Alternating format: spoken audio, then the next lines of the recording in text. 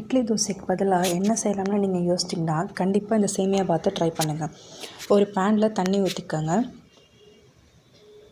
அதில் கொஞ்சம் கல் உப்பு போட்டுக்கோங்க. கொஞ்சம் கூடவே போட்டுக்கோங்க. இப்போது இந்த கடாயில் கடுகு, உளுந்து, பச்சை மிளகாய், கருவேப்பிலை, வெங்காயம், தக்காளி இதெல்லாம் தாளிச்சுக்கோங்க.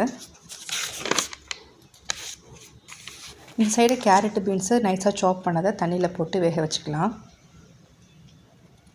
இதில் கொஞ்சோண்டு சால்ட் ஆட் பண்ணிக்கோங்க. வெங்காய தக்காளியோட கொஞ்சோண்டு சால்ட் ஆட் பண்ணால் போதும். கொஞ்சோண்டு இஞ்சி பூண்டு பேஸ்ட் ஆட் பண்ணிக்கோங்க. இது நல்லா வதக்கி எடுத்துக்கோங்க. ஸோ நான் அணில் சேமியா தான் யூஸ் பண்ணியிருக்கேன். ஸோ அந்த கொதிக்கிற தண்ணியில் அணில் சேமியா போட்டு ஒரு கொதிக்க விடுங்க போதும். மஞ்சத்தூள் கொஞ்சோண்டு போட்டுக்கோங்க. ஸோ போட்டு இதை ஸ்ட்ரெயின் பண்ணிக்கோங்க. தண்ணி வடிகட்டினதுக்கப்புறம் அந்த வெங்காயம் தக்காளி பரட்டி வச்சுருக்கோம்ல அது கூட சேர்த்து போட்டு இதையும் மிக்ஸ் பண்ணிக்கோங்க. இப்படி ஒரு பரட்டு அப்படி ஒரு பரட்டு, அவ்வளோதான் ஃப்ரெண்ட்ஸ். இது செம சூப்பராக இருக்கும். கண்டிப்பாக ட்ரை பண்ணி பாருங்கள். கடைசியாக கொத்தமல்லி தூவி இறக்கி விட்டுக்கோங்க. இதுக்கு சட்னி பார்த்திங்க அப்படின்னா தேங்காய் சட்னி நல்லாயிருக்கும், கடலக்காய் சட்னி நல்லாயிருக்கும்.